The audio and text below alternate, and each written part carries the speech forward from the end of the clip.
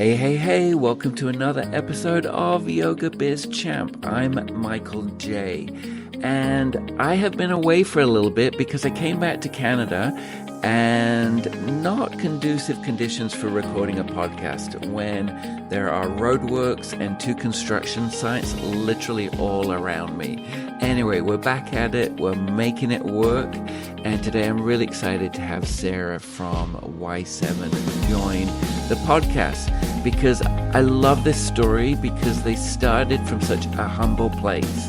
And I really love that because I went into this podcast with a preconceived idea that they started with this really slick branded studio experience that they are now. So enjoy. Welcome to another episode of Yoga Biz Champ. And today I'm thrilled to have Sarah Larson Levey, founder of Y7 Studio. Welcome, Sarah. Thank you. Thank you for having me. I'm thrilled to have you here. You were introduced to me by a lot of people on this podcast already know her, Stephanie Bro Bradley, and she was just like, this person is going to be a great fit for your podcast. So I'm really great for that introduction. I'm just going to read your bio out and then we'll get going learning. Sarah Larson Levey is the founder and CEO of Y7 Studio, which has locations in New York City, Los Angeles, and Austin.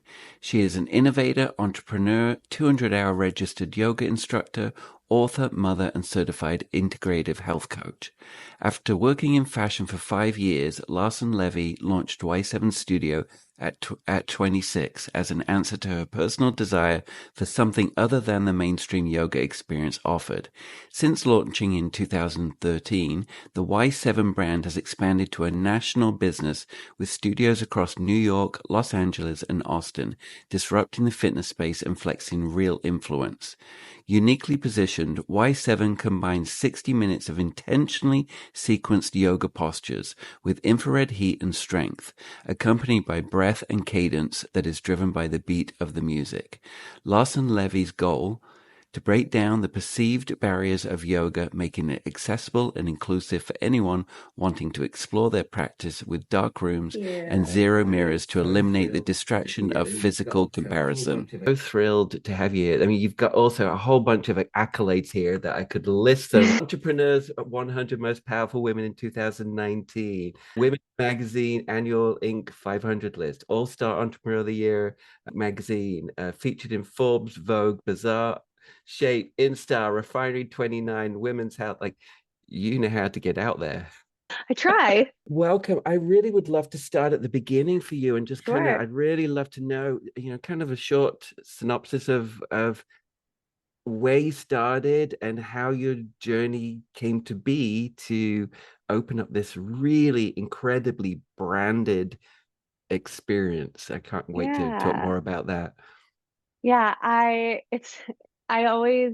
love being able to tell this story because I think it really speaks to, starting a business or starting something that you feel really, really passionate about. Mm. As I was growing up, yoga was always kind of in and out of my life. I'd done like yoga classes here and there, but I was playing sports and I wasn't really someone who, was really gym or kind of workout classy. Um, and then in 2012, I actually pinched my sciatic nerve at the end of 2012. And as I was recovering, my doctor was talking to me, and it was really kind of for me what I needed for my body was to really focus on my core strength. And he said, yoga and Pilates. He said, you Yeah. really need to focus on, your own body weight, really what you're doing with it, how you're moving. Like, you've got to stop with the spin classes, like, no running, like, just really focus on that, you know? And Pilates was a little out of my budget as a 25-year-old who worked in fashion. Yeah. And, this was really before the huge boutique fitness studio boom. And so yoga it was. And I spent a lot of time going to studios all over New York City. And while there was nothing, they were all totally fine, great studios, but none of them really resonated with me. Were they mostly hot? And Is that mostly what you were no, it that was a you were? it was, Yeah. I kind of ran the gamut. It was, Yeah. I had tried Bikram. I had tried heated vinyasa. I had tried, you know, a lot of different modalities and, or, you know, different kinds of yoga. And to be honest, a lot of the time I left just feeling a little bit worse about myself than I did better. And not in a physical way, but more in a way of, you know, a lot of, at the time, a lot of the kind of rhetoric around yoga was look like this in a pose. You Yeah. want to master a pose to look like this. And as someone who has a chronic injury, that's not always possible, depending on where my body is that day. Yeah. And, you know, and I say this, and this is still true this day, like I'm not somebody who needs a six pack or to see like insane muscle definition. I just want to feel good in my You live pain body. free. Yeah, like I just want to feel good in my body. I want to be Yeah. happy with the way I look. It doesn't need to look like anybody else's. I just Yeah. want to be like the best version of my body Yeah. and what feels good for me. And I really was, you know, spent so much time during those classes, you know, being told to empty my head, to be this way, to start thinking this way. And I was being told all of this stuff, but I wasn't really given permission to get there on my own or in a way that made sense for me. And I really felt like that was disheartening because I love yoga. Like I love everything it stands for, but it felt really inaccessible to me in that moment. Yeah, I think Um, back then too, it was all the yoga journal pictures were perfection. It wasn't yeah. like now where everybody's a little bit more raw and real online, Yeah, and and authenticity is everybody more. looked the same, you Yeah, know, like yeah, every wheel pose looked the same. yeah, Every down dog looked the same. And it was always the same body type, the same kind of woman, the same kind of yeah, man. And that was it just didn't, it was something where I was like, I looked at it and immediately just because of those visuals and that conversation, I was like, maybe this isn't the space for me. But knowing what yoga is and what it teaches us is that it is for everybody. yeah, The practice yeah, is everybody's own individual journey. It's not 100%. just a physical thing, it's spiritual, it's the way you live your life. And yes, a lot of people get into it via the physical aspect, which is really what we focus on because, you know, that I think that was the entry point I was looking for. Yeah, And that's really what started was the catalyst to start the business was this idea that like first I think you need to meet people where they are, yeah. right? And so with Y7 there are no mirrors, it's candlelit, it's dark, we use infrared heating. And that was because um the no mirrors is because of your experience. I mean, my studio yeah, had no mirrors for that reason too. yeah, Um, I didn't want to spend an entire hour and a half looking at myself and looking at other people and trying to fit into the shape that I thought I should look like. Yeah.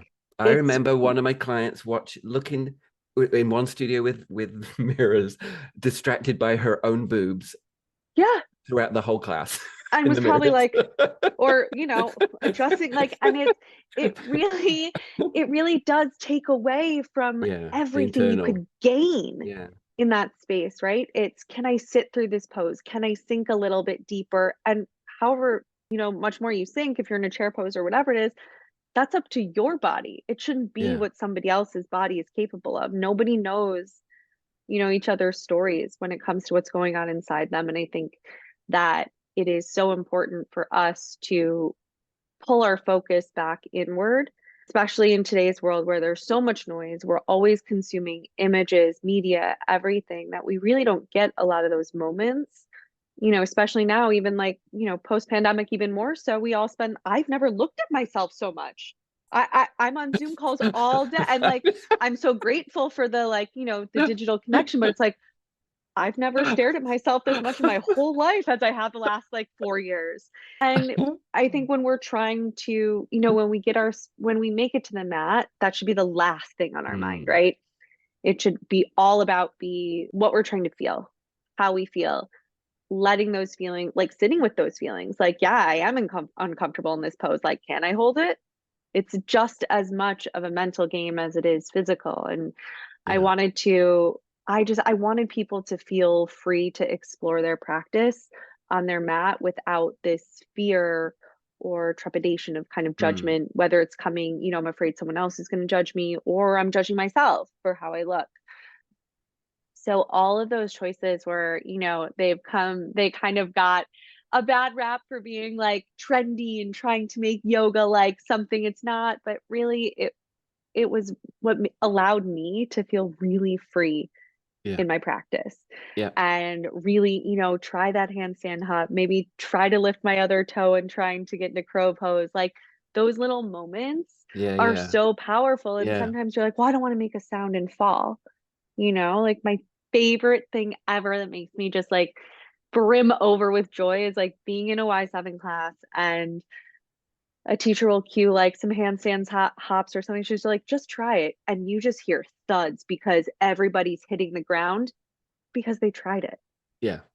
Yeah. And that to me is like, we created something really special, like an environment where people feel like it is okay for me to fall and to make a mistake Yeah. and feel and, be in a safe space about it. So that was really all that to say, like, that was I know you asked for a short version. You didn't No, get no. it. I'm so sorry. No, no, no. Were you a That teacher was then, though? really Were you a no, I teacher then? wasn't. You weren't. So I was when very you much a started, student.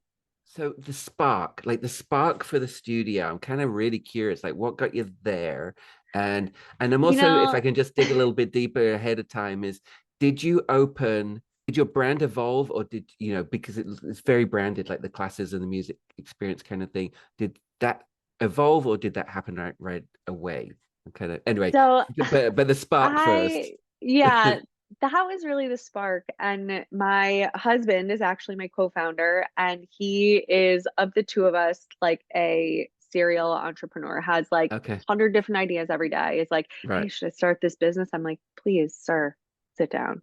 And he was like, we could just open a yoga studio. I was like, excuse me? And we did. We found like a tiny little month-to-month spot in Williamsburg in Brooklyn, and it was like 300 square feet. It Oh wow, held it's like tiny. it held 8 people max. We Yeah, like yeah, checked yeah. people in the hallway.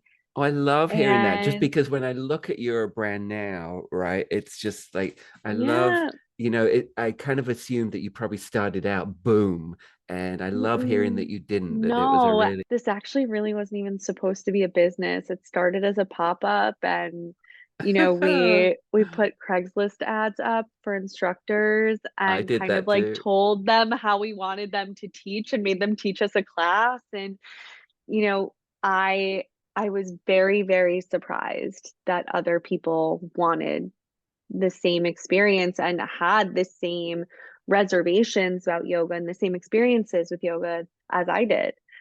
I had no clue. And so, we started out really, really small. And I was it just a worked both. space? Like you weren't you, that wasn't like the Yeah, we fancy rented lighting out. or like No, we yeah. for our pop-up the first like month, we were like, let's just try this, see if it works. It doesn't, whatever.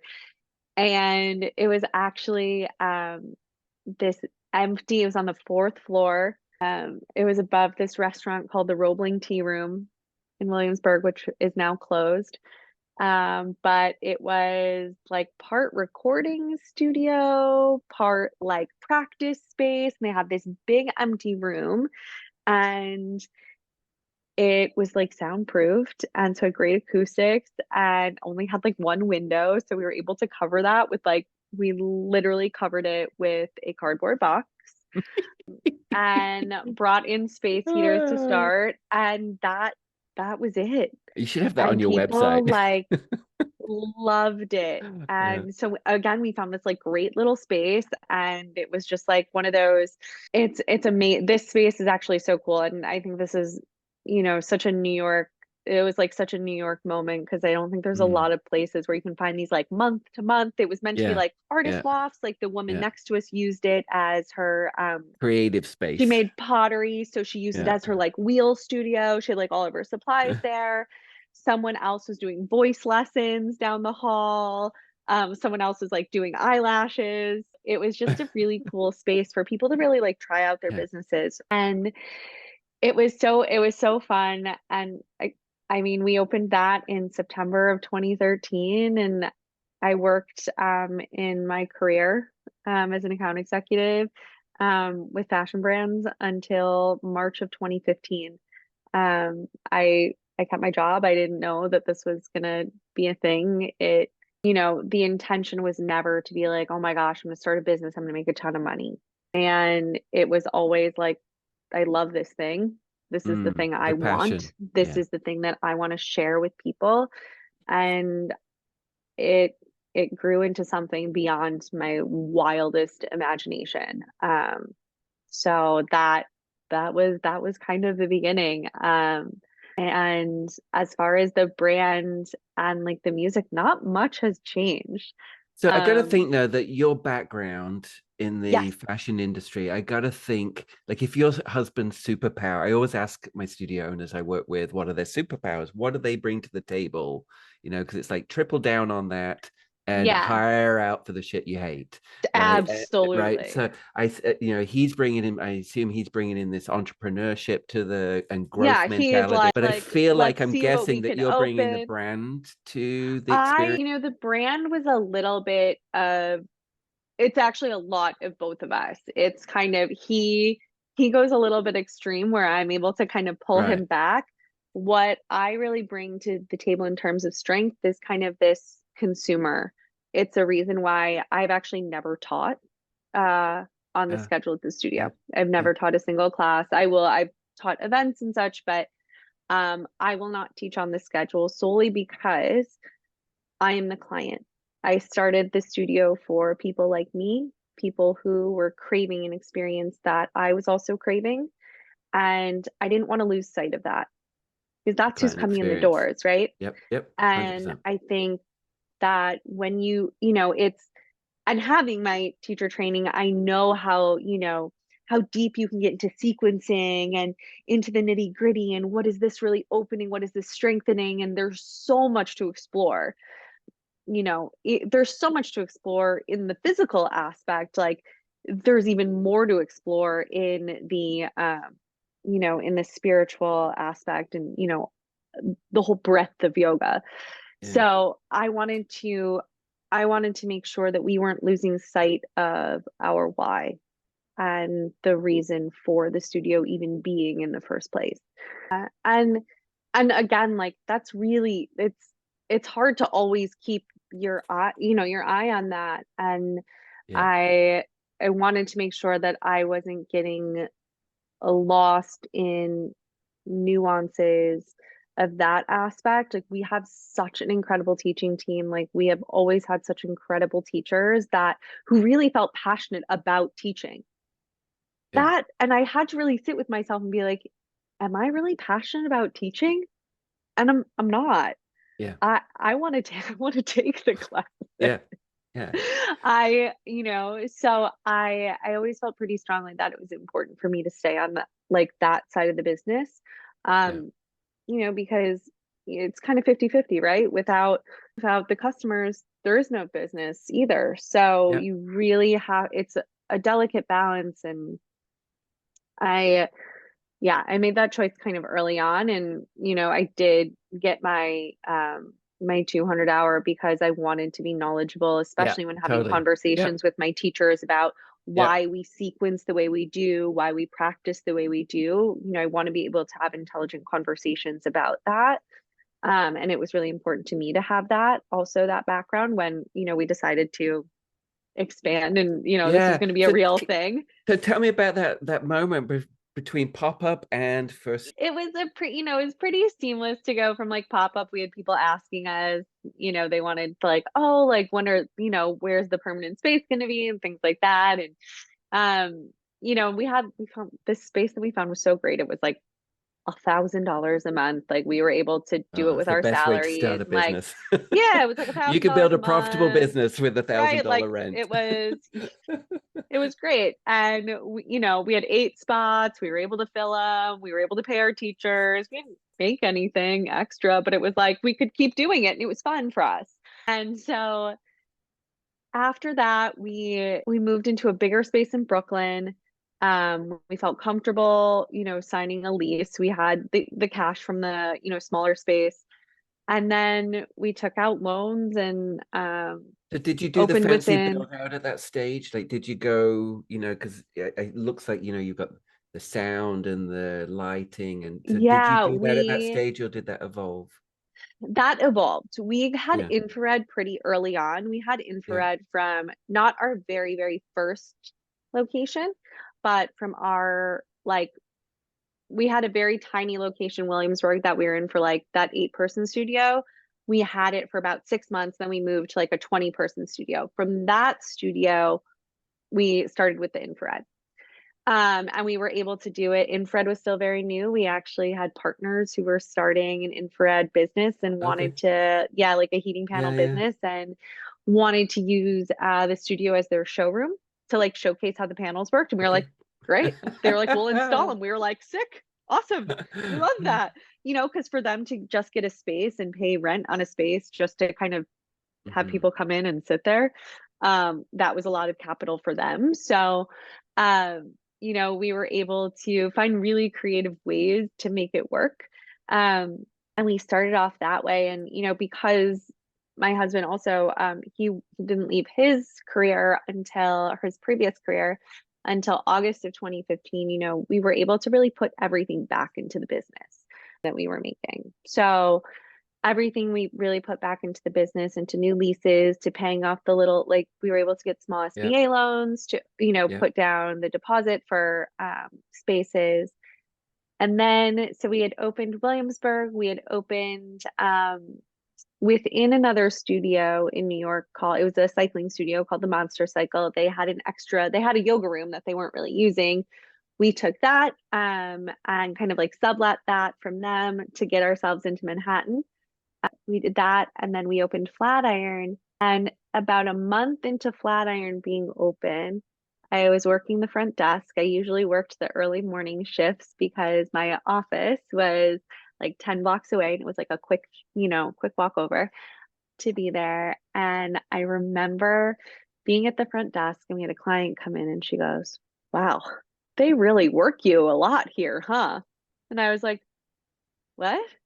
She's like, "Well, I've seen you work the front desk at like every studio. It just seems like a lot." And I was like, "Oh," I was like, "Ah," I was like, "Whoa." I was like, "Okay." I was like, "Yeah, it's, we're busy." And I didn't know what to say. Okay. And I was like, "Oh my gosh." I was like, "Okay." And things just were, really ramping up quickly. And, my husband and I kind of sat down and was like, okay, like he made more money. He was in digital advertising. Like he made more money than me. I was like, all right, like let's do this smartly. Like I'll leave my job first. It doesn't work out, I can always go back into kind of, account AE roles are kind of, the skills are transferable anywhere. It's account management. It's, I can kind of go wherever. And so I was like, I'm confident like my skill set will still be relevant in a year or two if this Yeah. doesn't work out. And like, we'll figure it out. And the time is now. And I never went back. So, and he ended up leaving his job, and we just have kind of continued to grow the Do business. you have any of those same locations? Are We they, do, you do have we those do, same locations? we Yeah. do. Flatiron is still the same. We actually took over another floor. We were originally just on the fourth floor. We now have the third and the fourth. Williamsburg, we relocated because we were in like this kind of funny basement space.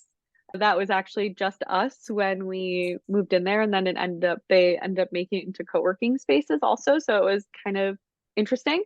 Um, so we moved that one, but yeah, Flatiron is the only one that is still there from like the very beginning Yeah. that we were in. Cool. Well, that's not true. Flatiron and Upper East Side are still in their very original So locations. is it nine? How many locations? 9 locations. Nine locations. Yeah. We were 14 before the pandemic and unfortunately had to close some just to kind of, you know, be able to Yeah. reopen and have Yeah. enough, cash to reopen Totally. Yeah. whenever they decided to let us open.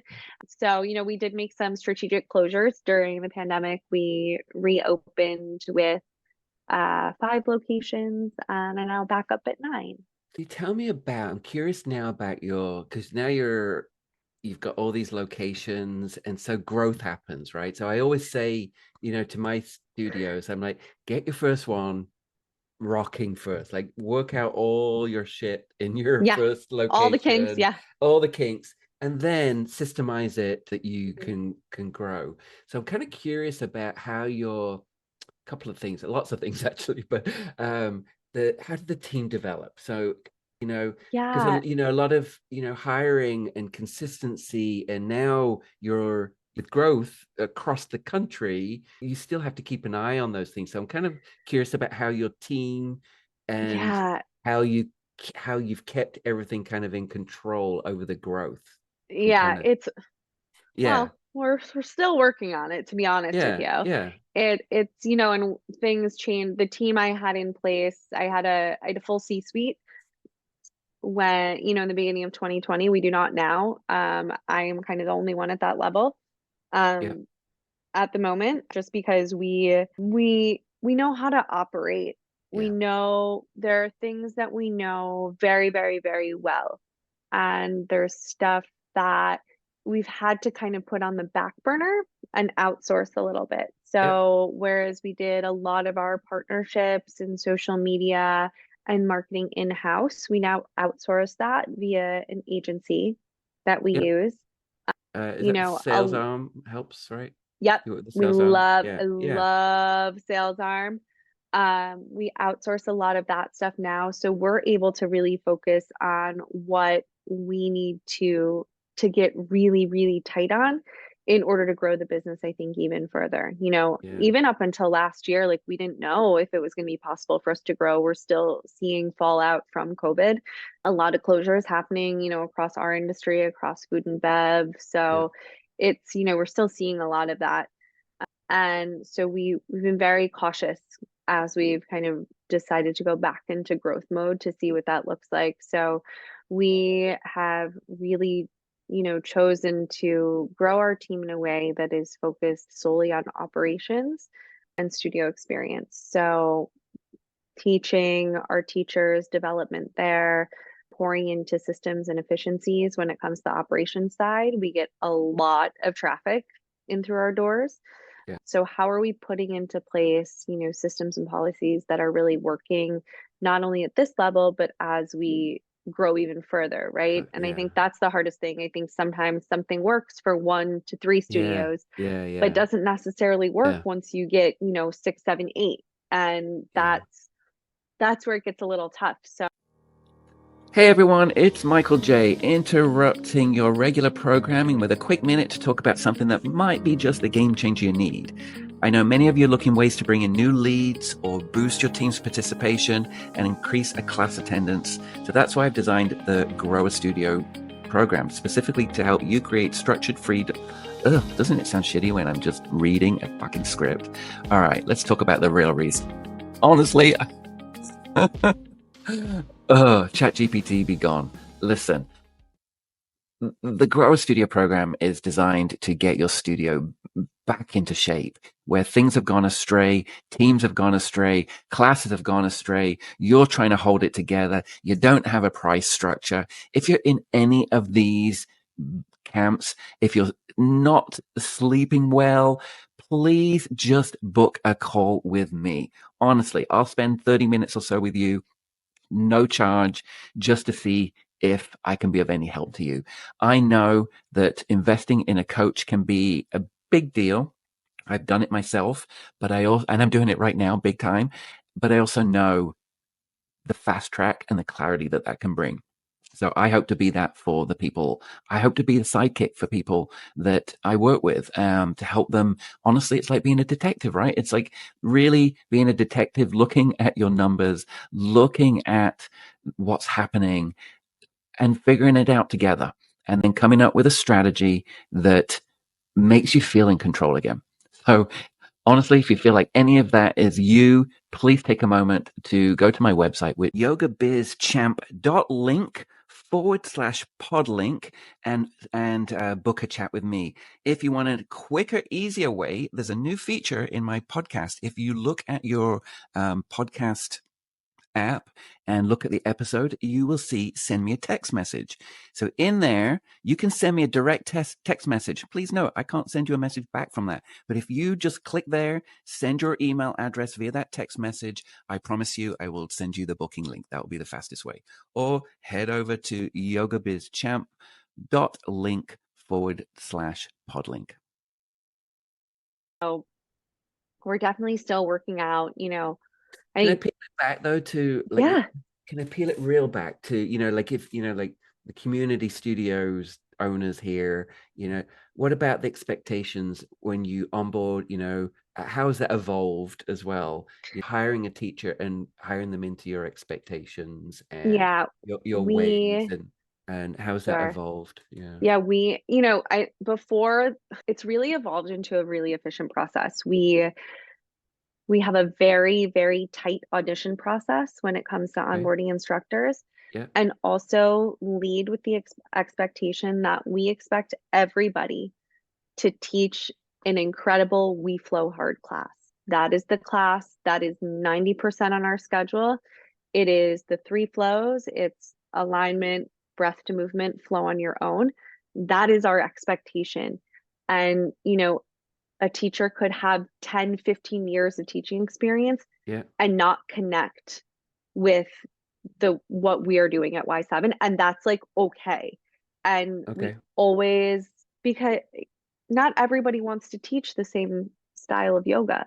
So yeah, so what I'm hearing there is that a branded class experience, right? This is what we expect at Yeah, in this name of a class, what we expect at yep, every studio. every studio. Yeah. And we have a feedback process. We have a teaching support team that takes every single instructor's class at least once a quarter, and we'll Yeah. give them feedback on that class. We rely a lot on consumer reviews as well. Obviously, some are subjective, so we're able to kind of like, I can tell when something's subjective and, actually is relevant. So it's Well, I actually read through I do my homework. I read through your reviews and they're mostly good. And the ones that are not were people that don't enjoy music and sound right. And mostly, like, right? that's so for me, those are Yeah. like, Yeah. it was dark in there. There were no Yeah. mirrors I and the read, music was loud. I'm yeah, like, that's what, well, yeah. cool, 5 stars. That's a 5 star in my book. So, Yeah. Yeah. it's kind of it's weeding those out and also understanding that this what we are asking of teachers is very, very different, right? It's not just come in and teach your class because you're Sarah and whatever you teach is fine, which Yeah. is, I think, what there are a lot of studios that do that, which is great, but that's not what But they're we held to a do. standard Right. because you're only And as good as your teachers and your classes. That's it. mhm, I mean, that's it. And, yeah. understanding also that like there's been a lot of evolution in terms of too of how I've had to look at criticism in our business and understand that Mm, like just like the type of yoga that I was experiencing wasn't for me, yes. Yeah. Y7 is not going to be for everybody, Yeah. and that is okay. Well, even as a teacher at the studio, I had to be very conscious that as the owner of the studio and the top teacher in the studio, I'm not everyone's cup of tea in the Yeah, studio. and that's okay. That's super okay. That is Yeah. so okay. Yeah. And we really have to, what I try to do is really be clear again on the why and the why the studio exists in the first place. And something that another thing I felt really strongly about was I want our clients to be able to rely on an experience no matter what time they are able to come. If you Mm, are coming at 9:30 a.m. because you have kids, you're doing drop off, you're in a small, room with like not as many people, it's not as packed, maybe the energy like doesn't feel as like high, that you are still going to get an experience that you love. You are going to listen to great music. You are going to sweat.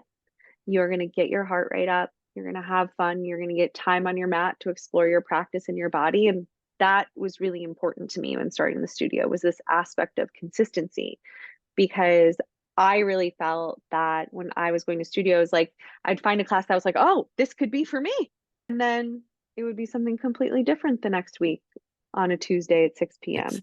and it's the biggest mistake. I mean, I can't imagine what that's like trying to keep consistent across the nation. It's going to be a little bit more of a challenge, but it is Yeah. something when I go into studios that are struggling to figure things out.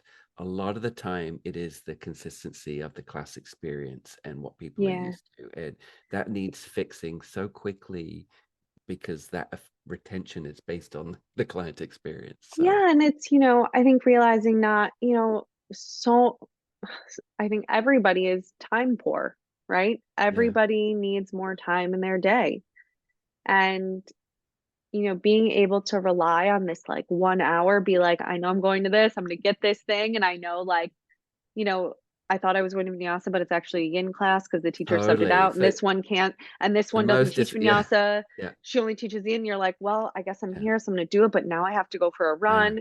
And that's like, not that anyone has to go for a run, but you had your head set on this idea of like doing something. Well, yeah. And It's one of the studios that I was working with. They didn't know any better, but if there were not many people coming to the class, they were new operation. If there were not many people coming to the class, they'd be like, canceling the class like ahead of time. It's like, oh no, even if it was two people, those two people they are have showed up. they showed up and they've invested money and time and maybe got kids aside and all of those things just to make that 1 hour class, Yeah. right? So yeah. Yeah. And So obviously, your team, I was gonna say there's things that happen, people get sick and some stuff yeah, happens, but it's something we work really hard to do is like, really be clear of what we expect of our instructors and of the experience. So everyone's being set up for success, right? Like I can't, yeah, imagine being a teacher and thinking you're just like, oh, I'm just excited to teach. And we're like, nope, you got to teach, you got to DJ, you got to manage the fans if it gets a little hot, like all this stuff. So it's, yeah, it's a lot. So we try to be really, really clear with what we yeah. expect from them. So your structure now, because it's multiple lotions, do you have key people in those locations now overseeing? Yes. Do you have general managers, or what's this kind of Yeah. structure look like now? And so I imagine most of your time is spent if with them. Yeah, I spend a lot of time I spend a lot of time with our teaching director who Does I he adore. oversee the whole operation or per He location? he's based out of New York. He oversees all of our other lead instructors in other markets report into him, but he is mainly in New York. And then I have my Yeah, key people in Austin and also in LA who are kind of on the ground, taking classes, giving feedback, things like that. yeah. I think even I find studio owners that aren't teachers, it's best that they have a team lead on the teacher side of things. Do you have any comments on that? I agree. Yeah. I think it's super important because and it's really, I will tell you, it is hard to find. It is hard to find someone who is equally as talented and passionate about teaching a class and then also able to handle the spreadsheet kind of scheduling, not so fun piece of things. Yeah. There's some people who love Yeah. data, but like they probably wouldn't make good, Yeah. instructors. And so it is hard to find that balance too, right? Yeah. But we've been very fortunate where we have teachers who are really able to do both and are successful at both. With minor kind of adjustments and just getting used to stuff and working on a different schedule. A lot of teachers didn't get into teaching to work a 9 to 5 necessarily. And sometimes, what is required of, having something in a leadership position like that is doing some of that stuff that's not, so fun. Yeah. And But I I, think I if you're do not a think teacher, you want someone to develop your teachers into being totally.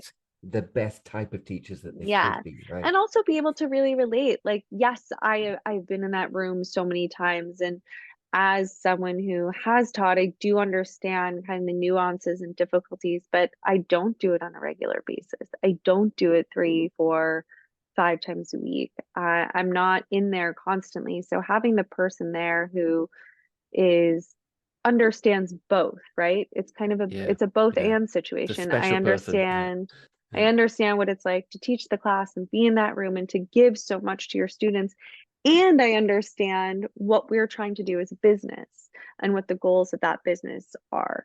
So having that bridge between the two is really important. And I find that today it's very interesting because entrepreneurship and business ownership has been glamorized so much and everyone kind of thinks that it's just like this fun easy thing to do, and so having having kind of the middle person to really help explain things in a way um, that is digestible without having to go into a full P&L Yeah. is very helpful.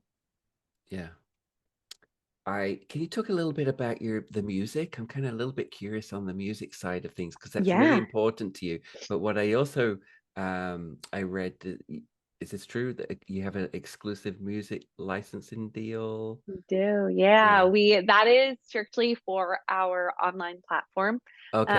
Okay. which is really, Yeah. really cool. It's, I did something see. that, Is yeah. that on Mind Body? I saw you're using Mind Body, and I think you have probably branded Mind Body the best I've ever Oh, seen thank it. you. Yeah, because it Yeah, doesn't look like Mind Body. thank you. Yeah, music, I have such my relationship with music is it's so visceral for me. There are songs that make me cry the second they start. There are songs Yeah. that can instantly change my mood, and I think that music is so powerful. And you know, yoga is really, if we're speaking group fitness wise, or even, when you're alone on your mat, yoga is one of the only things where you are being asked to just use your mental strength to get through things. There's no resistance to turn up. Mhm. There is no maybe everyone's grabbing a heavier set of weights. Everyone's doing one more rep. This is you Yeah. and your breath. It is Yeah. literally your choice to continue to hold that Yeah. pose. It's you and your body. You don't have an aid. You don't have a resistance band. Like, I know. that's it. I always say, where else in the world will you get an entire room of people willingly do nothing? Yeah. And Lay on your back or sit, and yeah. And people are like, it's amazing. I can, and it's such a beautiful thing. And it's also something that I struggled with in more traditional class where I was like, where's the clock? How long have I been in this? And I was so in my head that Well, I couldn't screaming get in your out of head it. more, mostly Yeah. screaming in your head in those experiences. Get me And out of I was here. judging myself at the same time, like, why can't you just sit through this? You should be able to sit through this. Like, you can do this. You've done this before. Yeah. And it was so much of a mess. And for me, music completely empties my mind Yeah. and really has allowed me to kind of just like lose myself in movement. And, you know, I, and again, like this was something that like I felt so strongly about in the experience that I wanted that I can't believe that other people want it too. And I love it so much. I think that's what makes our I community love so it. special Yeah. too, is that like everyone is like there and has kind of the same mindset of like, I love this so much and the music's such a big part of that. And I do think that, you know, life has a tendency to get so serious all the time, Mm. and to bring a little music and fun and lightheartedness to our practice and bring a little bit of joy into it Yeah. is really beautiful and special. Yeah. Thank you for everything you've shared Mm, today. It's been so nice to hear your story. thank you. I love not I doing my homework but not knowing too much because there was surprises in there, right? I was looking at all this very, you have from a brand background, right? So Yeah, when I look at, it's like everything you've just got on par. It thank really you. is top It means a notch, lot. top notch Thank you. branding and in every front. I mean, everything's very, very branded. I love it. I'm going to ask you a few questions to wrap up our chat here. So, something about you that most people wouldn't know. I have an insane sense of determination. I pretend to be very carefree. And the best example of this is that I actually taught myself how to like olives. I never liked them. And about 8 years ago, I felt like I was really missing out on them because they're things that, in essence, I should love. They are bite-sized, snacky, salty. And do you actually really love them now? I eat them now and That's I do amazing. enjoy Mind them. over matter. I was like, what, they're always on an appetizer menu and they look so good. They pair well with cheese boards. And I was like, why don't I like these? I'm upset about it. It feels like something I should enjoy. And I can 100% say that I do now. That's hilarious. What's your favorite business tool, website, or app? It is a love-hate relationship, but I go back to Slack all the time. Do you know how many owners on this, and how many people have you said Slack on here? Is incredible. I, you know, I have a I have an axe to grind with it because I think things can get lost. It's like a massive group text sometimes where you're like, oh my Yeah. God, I have 45 missed messages, But and for you try you, and catch communicating up. with a team cross country must be essential, right? Yeah, and it really is. It upgrades the ability to, especially when you're working remotely, to really be like, hey, is this something we can solve like via Yeah. email, or Yeah. like, do we just need to hop on the phone? And you can make those snap decisions Yeah. instead of Yeah. having to like email back and forth. You go pee, you miss the Yeah. email. You know what I mean? It's kind of Yeah. one of those things. So it's like, do we just need to hop on the phone? And I find that like very effective for communication. So it is my favorite, but it's a love hate. What's your favorite personal fun website, app? Where would you hang out? What draws you in? I actually love Etsy. Ah. I have, and this is like, I'm not like shopping on it a lot of the time, but I am not what one would call classically artistic or creative. And Okay. I just have such a great like respect and awe for, and I feel this way about musicians too, because I'm not Right. musically inclined at all. Yeah. Yeah. And I just like I love seeing what people create. And I Okay. love So like I love you're looking at that. a Yeah, I'm a browser of browser. I'm like, creativity. someone's making homemade this, homemade Yeah. Yeah. that, like these beautiful stuff. I'm like, wow. And it's just really fun to see. And I think a lot of business owners too can get very tunnel vision, right? You get so focused on Yeah. what you Yeah. do and what you're working on that you forget there's this whole world of just like Totally. beautiful creations and stuff like that. And I think it's a nice reminder that, it's one of those marketplaces that it really is like if you want to try something, it really empowers like that Yeah. small seller, that small creative to just like Yeah. go Yeah. for it. Like Yeah. you never know who's gonna something or resonate with something, Yeah. right? And I think that's like, I don't know, it makes me happy. I love that. This is a new one. I pre-warned you of this one. If you were a I did, yoga yeah. pose, what would you be and why? This one took me, I'm very appreciative for the pre-warning. And because I don't know Yeah. what I would have said if you had just put me on the spot, but it is actually my favorite pose is it's half moon.